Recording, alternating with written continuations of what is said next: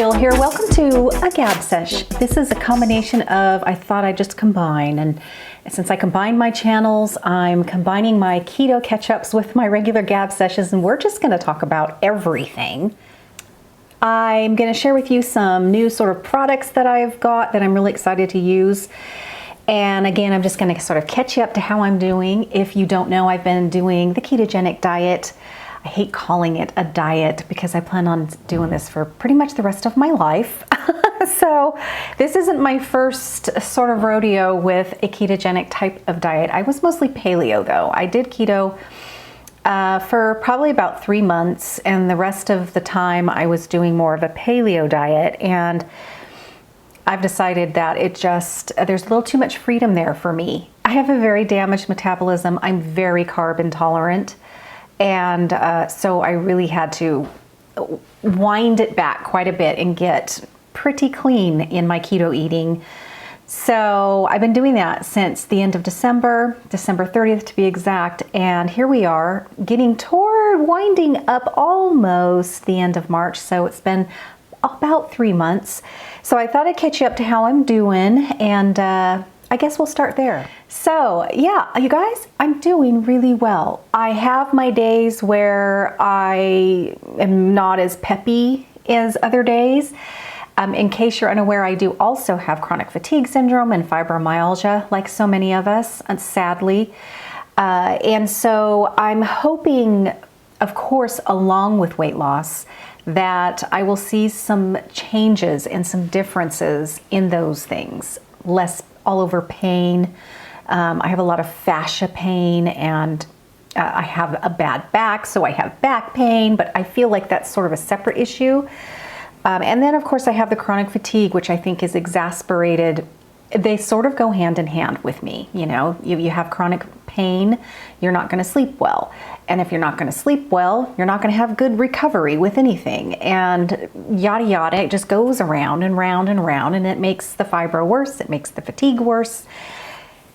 And there you are. So I'm hoping that cutting out the inflammatory foods in my diet, which is why I'm doing clean keto. There's a difference versus clean and dirty keto. I know that seems funny, those terms, but it is really true. So I'm trying really hard to cut out known inflammatory foods, and also foods that I find me individually can sort of start triggering things. And you don't necessarily know those things until you start eating clean, and then it becomes pretty obvious, and you're so much more aware of your body and the signals it's trying to tell you when you start eating very clean. So with that said, I'm just going to go ahead and start there with talking about how I'm doing. I can tell that my all over general pain is starting to decrease. It's not like it's, well, I do think overall it has. And then I have days where I feel really good, and then days where I'm feeling a little more pain, maybe my back is more messed up. And I really have to separate those two things, because I really do believe my back pain is different than my fibro pain. So I really can tell that my fibro pain is starting to improve. It's not where I'm wanting it to be, but I feel there is a glimmer of hope that it can get better, and that is huge. That is huge. I've had a few of you ask me, hey, how do you feel about the ketogenic diet? You know, I have lupus, or I have other autoimmune diseases, I have fibromyalgia, what are your thoughts? And you know, I really think that inflammation, and in our gut too, the gut health that we have, all of that ties to just about everything. You know, diabetes is an inflammatory disease. Alzheimer's, all those brain sort of diseases are inflammation. So autoimmune, again, inflammation. I think you're going to do yourself a world of good by just keeping that focus and trying to get out those inflammatory foods from your diet. So cut out the sugar, cut out the grains, and I mean all grains. I know it seems like a lot, but eventually you adjust, you start craving foods that you actually can have. And the more that you can just eliminate it, the easier it's going to be. So I'm not one of those ease in type of people. I'm one of those just cut it out. Just boom, do it. It'll make the transition easier for you, I promise. I feel like if you have 1 foot in, 1 foot out, and you're like, well, I'm not going to have refined sugar, but I'm still going to have some bread with my, you know, like a sandwich every now and then, or I'm not going to have, you know, like wheat, but I am going to go ahead and have a little oat. I just really think that you really just need to cut it all out. Especially when it comes to sugar. You cannot dink around with that. It's a huge, gigantic, powerful response that your body gives you to, you get a little bit and it just wants more. And it will stop at nothing until you eat more. It's so powerful. There's a huge amount of science behind that proves that, and it's something else. So yeah, I'm just a cut and dry when it comes to this. You just got to do it all or nothing, and that's just me. I think that's sort of what the paleo diet did for me, which I think paleo is fantastic. I think if you don't have metabolic issues, I think if you're not obese, and you're pretty healthy, but you know that you could get healthier, I think the paleo diet is the way to go. You know, it's definitely gives you much more freedom, and it's wonderful. However, for me, it just wasn't good enough. You know, it gave me a little too much freedom. You can do your paleo baking, you can do, you know, all of this stuff. And I took advantage of all of that, and it just sort of increased cravings. I had a hard time letting go completely of the want to have something sweet. So, and it just allowed way too many carbs into my diet, because and by the way, almond flour, that's big in paleo. I can't do almonds. They are inflammatory for me. I absolutely have to be very, very careful. No almond flour, no almonds, even sprouted, I can't do it. So, you know, I didn't realize that. But so, you know, you can do almond flour, you can mix, you know, your own little flour, sort of paleo flour, and bake with it and make sort of these sweet treats with real fruit, which is great. Like I said, for a lot of people, it is fantastic. It eliminates a lot of crud in your diet. But yeah, it just wasn't good for me. I couldn't. So anyway, guys, I'm doing really well. I haven't had these huge cravings. I haven't had this depression of I wish I could eat this and I wish I could eat that, and none of that. As a matter of fact, I feel like I'm coming out of this sort of mood suppressed, like maybe like borderline depression. I feel like I'm starting to come out, and I can feel myself crawling out of that. And again, that combined with, you know, sort of seeing and noticing that, hey, you know, I've had a few weeks now where my pain level has really gone down quite a bit. That's fantastic. And those are the things that I need to really focus on. You focus on the scale too much and you can get disheartened. You know, especially when you're over 50, it's so hard to see that scale go down. So I'm trying to tell myself, you guys remind me as well, which I absolutely treasure those comments, is true. It's so true. The non-scale victories are just as celebrated as what you see the scale telling you. So while I know that scale needs to continue to go down, I still have to focus on all of the repair that's going on inside of me, the damage that is slowly being repaired, and that goes for brain health and everything. So yeah, going back, absolutely. I think if you have autoimmune diseases, I think if you have fibro, stuff like that, diabetes, etc., this would be something to look into. Do some research and make it your own. You know, there's no hard and fast rules, really. The ketogenic diet is so easy. You know, if you keep it simple, it is very easy. You learn what you should and shouldn't have, and then you start cluing in on you individually, what you can tolerate and what you can't, where somebody else probably could. And you just sort of tune into your body. It's with everything else. It's just really a journey. It's, you know, just allowing yourself to sort of navigate through it all, and don't get too hung up on what other people are doing. Be honest with yourself And I think you should give it a go. Now, if you're vegetarian, and you are not a meat eater, I've heard that it still can be done doing the ketogenic diet. I would think that would be really hard. I really do, because I don't know. But you can look into that, do a little bit of research. And I never can remember his first name, but his last name is Lauer. He has a channel dedicated to the ketogenic diet and has millions of viewership. Is very large. And he talks, I think, I may have seen a few videos in his playlist about doing keto and being vegetarian. So I think he does help you try to get that to work for you and still, kind of control that inflammation and all of that. So anyway, yeah, I have seen some really positive changes. I have. And as scale-wise, so I started out at 175.8. I think it was either 0.8 or 0.6, somewhere in there. And as of yesterday, when I got on the scale, I was of a solid 155. So I'm very happy about the 20-pound loss. And I just hope that it just sort of continues to just, no matter how slow, I just want it to continue going this way. So yeah, I can definitely notice it in the way my clothes are fitting. I can still fit my clothes. I'm not at the point where I need to throw away the clothes that I could fit back in the day. So, but they're getting baggier, and, instead of, for instance, ordering an extra large in a shirt, I can now order an extra large, and that's kind of general because I know brands are very different, but I order a lot of my shirts and stuff through Amazon, very inexpensive, and so, yeah, I've gotten away with getting extra large. Also, I love these pajamas that Costco has right now. Oh my gosh, I love them. And they are so soft.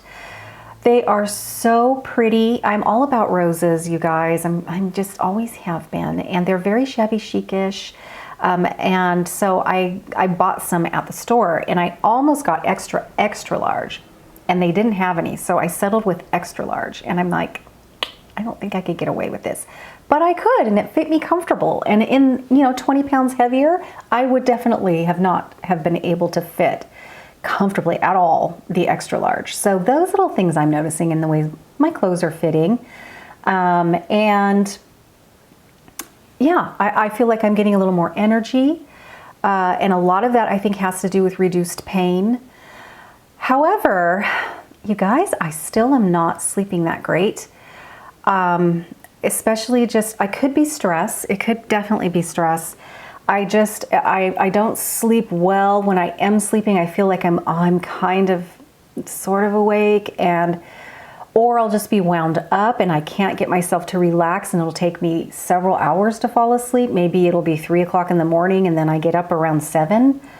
And then in between, I don't feel like I slept that great. So this has been going on for probably the last definitely week, and maybe on and off for the last couple weeks. And so I have had days where I'm just so tired. Yesterday I wanted to record, but I was just so tired. I could not. And that's because the night before I only slept for probably about 3 hours. I do think a lot of that has to do with stress. I do. And I just need to try to learn how I can navigate that, because there's always going to be stress. At some capacity in our lives, there's always going to be stress. And I just have to learn better how to cope with that, so my body doesn't have to pay the price. That's a hard one. I know that is a hard one for sure. But anyway, now my glucose readings and my ketone readings, they're about the same. They're going along, and I'm really happy with where they are. I would say my glucose is anywhere between mid 70s to upper 80s. My ketones are anywhere between, I don't know, they stay in the upper 1s to mid to lower 2s. Now, if I get up close to 3, I really start not feeling good. I'm not sure why. So if I start getting those readings, then yeah, I definitely don't know why, but I don't feel good. So where I'm hanging out, like I think I just took my glucose readings about half an hour ago, and my ketones. My glucose was 75 and my ketones were cripes. I think it was 2.4. And so if I start teetering up and then my glucose teeters down, then that's when I generally don't feel well. So yeah, 1.7, 1.9, 2.1, 1.6, 2.2. That's where I've been hanging out really, and that's where I feel really good. And I'm still in ketosis. I'm actually in a great little place where we're in nutritional ketosis, and that's a great place to be. You're burning fat for energy. And what I do try to do though, and I think this is key, and I didn't understand this the first time I did this several years back, is that I try not to eat anything, not one little morsel between lunch and dinner. And I try to do a good 4 hours at least in between those things. Because when you don't have anything in between your meals, that's when you're burning of your body fat, because you're in ketosis. So if you're in ketosis, that's what's going to happen. And so it'll burn your body fat. That peak will go up in between your meals when you're not eating anything. So that's what I try to do. I'm definitely, well, I also, a lot of the times, after I have my butter coffee, which is full of a lot of really good satiating fats, so, and plus I have brain octane oil in there, which is an MCT oil. So it satiates you, it keeps you full, especially MCT oil, let alone the other fats. I put cacao butter, ghee, and my MCT oil, the brain octane oil. So that keeps me full for a very long time. And not only does it make me feel full, it also shuts off the signal in my brain that I want to eat. And that is largely because of that brain octane oil. That's what MCT does, along with other things. So all of a sudden, I'll be like, oh my gosh, it's 3 o'clock and I haven't eaten anything. That's not so good, because then by the time I get that signal that says, I'm hungry, I'm starving, I really think that, I mean, I'm super hungry by then. I think that signal that you know, chemically lets you know, hey, I'm hungry, you might want to eat something, is damaged in me as well. Because, you know, I would eat when I was bored, I would eat when I was stressed, I would just eat to relax. And it was just, that's what sort of it became for me. And so I didn't have a chance to hear the true signal saying, hey, you're hungry. So I don't pick up on that. And so by the time it does register, I am really hungry. And then I'll eat usually leftovers, like I just did. It's around 2:30. Again, I didn't have anything to eat, but at 2:30 I had leftovers from last night's dinner. So there was some roast from the pot roast, and I had butternut squash, which technically is not a keto. It's not keto friendly when it comes to the carb count, but I keep really pretty close track of the carbs, and I try to stay under 25 grams a day. And I would say I'm pretty good at that. So that's what I just ate about a half an hour ago, and or less. I think I ate right before I came on. So now I am not going to be hungry for a long time. Probably will eat dinner around 7, 8 o'clock, and maybe that's not the best thing to do. Or sometimes I won't even eat dinner.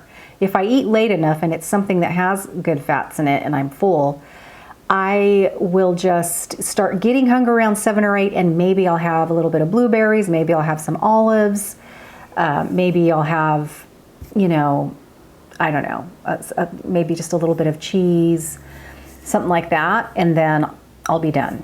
So it's just sort of all over the place. I am not afraid to eat, and I'm not afraid to eat until I'm full.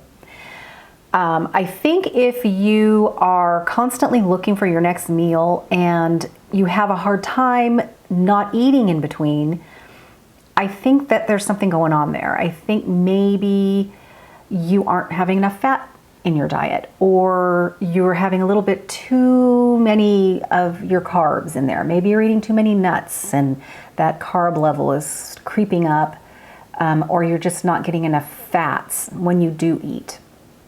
So I do a lot of accidental intermittent fasting, which I don't mean to do, you know, because I'll have my butter coffee between 7 and 8, and then I eat nothing until sometimes 2 or 3 o'clock. So 9, 10, 11, 12, 1, 2, that's 7 hours of not eating. So that's some intermittent fasting there, and that's okay. As long as I am not hungry and I'm feeling okay, I'm not having a hypoglycemic situation, which I do not. So that's just what's been going on. Anyway, so if I only lose on the scale, my scale weight, if I only lose 1.5 pounds a week and maybe 5 pounds every month, I'll be happy. I will. Maybe I wouldn't have been happy when I was in my 30s or even maybe my early 40s. I would have expected my body to kind of come on. But you know, if I can continue to not plateau and just little by little trickle down, I'll be happy. Because I feel like I'm in a good place. I feel good. I feel like I'm not being deprived of anything. I love what I'm eating. I feel a little food chi, you know, that, oh, this is good. And that's important. So I'm doing great. I feel good. You know, yesterday I definitely was tired. Today I feel really good. So yeah, as a matter of fact, I'm thinking about going over to my daughter Hannah's house because I need some polish remover. Which brings me to this. Oh, actually, before I switch gears here, I do have some electrolyte powder, and I have that. I try to have that every day. That helps me feel good, and I love mixing it with the San Pellegrino water. Usually plain, but I also usually have a couple flavors on hand. They're not sweetened with anything at all, and it's just a really kind of a great thing to look forward to. I really like it, and it keeps my electrolytes balanced because for some reason my body has a hard time doing that. And it always has, I think, looking back and understanding things a little better now. I struggled with that, and I craved salt, and I still love my salt, but and I know that's not good, but it still, I think, has a lot to do with sort of what my body needs. I can have adrenal fatigue, and I've just always kind of needed good salt, you know, like sea salt, minerals in that and all of that. And I can't, no table salt, that puffs me up, and my body doesn't utilize that very well. But good, either Himalayan sea salt or just good sea salt, my body utilizes it. It doesn't puff me up. I don't get high blood pressure. But you know, there's more to balancing your electrolytes than sodium, you know. So yeah, I find that I really have to do that. I have to pay real good attention and do that. And then I also like, and I don't have this necessarily every day like I was, but I do like mixing ginger juice, a tablespoon of ginger juice, a tablespoon of apple cider vinegar, and water. And then I do have to put a few drops of stevia in there because ginger juice alone is pretty, but it's so good for you. And I get the ginger juice by the Ginger People, I think is what it's called. I'll put the link down below in the description box. And I mix that up. I like it really cold. And that is wonderful for fat burning. It's great to just sort of, it's great internally. It's great for your digestion and everything. So I do try to have it. You know, when I usually have it is when I'm craving it. If I crave it and I'm really wanting it, then I'll make it. I ran out of both my apple cider vinegar and my ginger juice just yesterday, and I'm out. The other thing I like to do is instead of putting it in water, I'll do it in the plain San Pellegrino water, and it's a mineral, you know, sparkling water, and it's basically kombucha. It's like a ginger kombucha. It tastes delicious. And if you crave that kind of thing, it means your body needs it. So that's something else that I've been doing and have been. So yeah. Okay. So if you caught my little get ready with me where we hung out together and I put my makeup on, I talked about how I really wanted to pay better attention to what my hands look and feel like. They get very dry, my nails get very brittle, and this is embarrassing because I need to take off this nail polish and I don't have any fingernail polish remover. Anyway, I got this new nail line, sort of this new product, and it's called Perfect Formula. And for instance, these two things, there's a thing called Strengthening Therapy and then Daily Moisture. So it's my understanding that you would use the Strengthening Therapy as your base coat, and then you can put a color on if you want, and then you would top it off with this.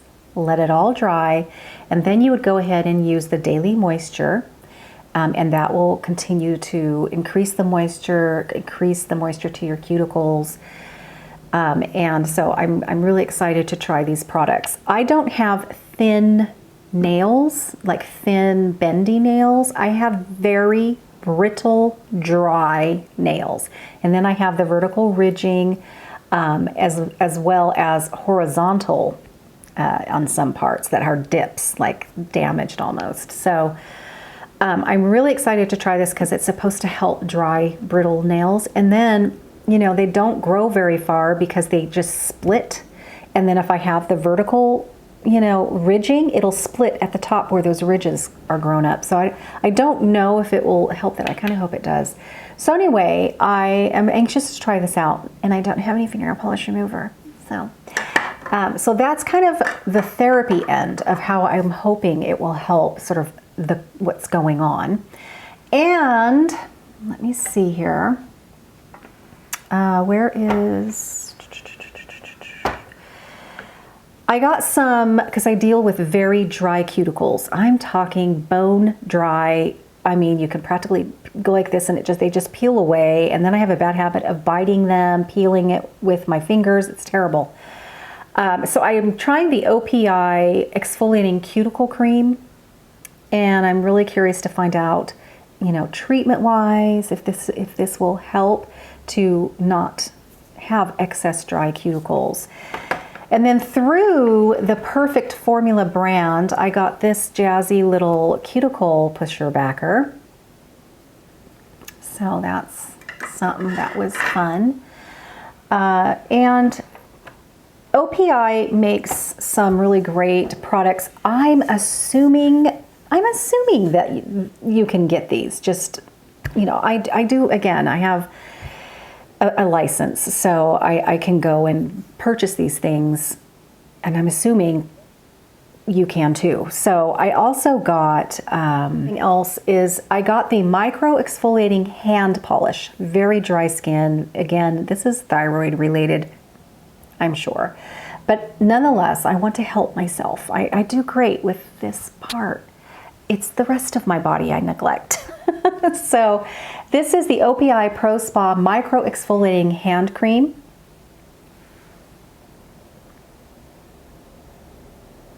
I want this to zero in on this. And this is the Ultra Nourishing, this is White Tea Advanced Callus Softening Gel. I actually wanted to try this on my feet. My feet are just absolutely horrid. I cannot even describe to you how bad my feet get. Like, it's really bad. I have this, I've showed you guys before. I should have probably grabbed it, but it's a heavy duty file that you can take off 2 kinds of grits of the sandpaper on each side, and I go at it, man. It is terrible. So I hope I can help with that as well. And then there's this moisture bonding ceramide spray. Again, it's white tea and another something that I actually can't pronounce. You know, ceramides are good. Ceramides are good. That's what keeps our skin supple and all of that. And then for my general body, I'm gonna try this. This is within the same line, and it is an exfoliating, it's a sugar scrub. I prefer sugar scrubs over salt scrubs. I think salt scrubs can be a little dehydrating. And remember, any kind of exfoliating is dehydrating. So you really gotta, you know, hydrate and moisturize when you're done exfoliating anything. So that is the exfoliating. And then along those lines, I also got the Moisture Whip. So this is what I will spray. I think I'm just gonna spray my body down with that ceramide spray, follow it up with the Moisture Whip. So I'm going to use these for a bit. This is a professional line, and OPI is very well respected in the beauty industry, especially if you're a nail tech, which I'm not. But anyway, so yeah, I'm going to try that out. That's something I really want to get better at, is really, you know, paying attention to the rest of my skin on my body.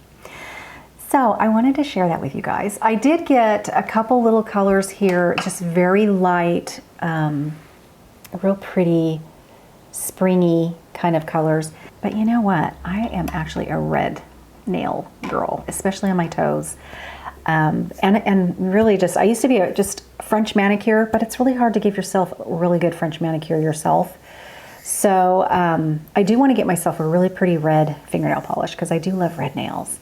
Anyway, C&D makes a really good, it's a solar oil, and it's really great for cuticles, even your nail beds. If they're, you know, bare and you don't have any sort of nail polish on, you can take this and just massage it into your nail beds and your cuticles.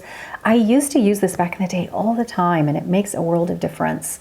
So I had to get myself one of these again. Just trying. Oh, okay. Finally, you guys, through the same brand, the Perfect formula, you can get these beautiful, gorgeous glass crystal nail files. So I have two large ones here, and then two sort of more, you know, travel friendly ones. And these are great, especially, you know, you can feel sort of the grit on them, especially if you are like me and you have a hard time with your nails and they split and they do all of that, because regular nail files sometimes can exasperate that. Whereas these make that surface, it seals it almost. It like seals the surface as it is filing. So these are a must if you have nails like me. They're brittle and they split easily. These crystal files are the shiz, let me tell you. And then these are the same thing. They're just bigger. I got these in a set, I think. I may have got these from QVC, looking at when I was investigating Tony Bratton. So if I find the link, which I should be able to, if you're interested, I will put the link to that QVC listing that I purchased these from. Hopefully, I'm sure they still have the sort of the deal that they had on the set. But yeah, you'll have to check them out. I'm telling you, it is like night and day, the way that these really file so smooth and everything. Anyway. All right, I think that's probably going to be it for this Gab Sesh / Keto Catch-up. If you are also on the ketogenic diet, I always love to know how you guys are doing. If you have been on the ketogenic diet for a very long time and you've had great success and you're still doing really well, please tell us your story down there, because I love reading them. You know, it's just really wonderful inspiration. It can be tough when you're over 50 with any type of trying to lose your weight and keep it off. You know, this, as I mentioned, this is a huge lifestyle change for me. I'm not doing the yo-yo dieting thing. I refuse to do it. So this is something that I'm sustaining forever. And, you know, it absolutely has to happen that way. So anyway, let me know down below, you know, if you've been on it for a long time, you lost weight, you've kept it off, and you're still feeling and looking great, and it's helped you with yada, yada, yada. I love reading those. And if you're like me and you've just started, let us know. Let us know how you're doing. Are you struggling anywhere? Is there a topic that you'd like to talk about? I would love to have some ideas there.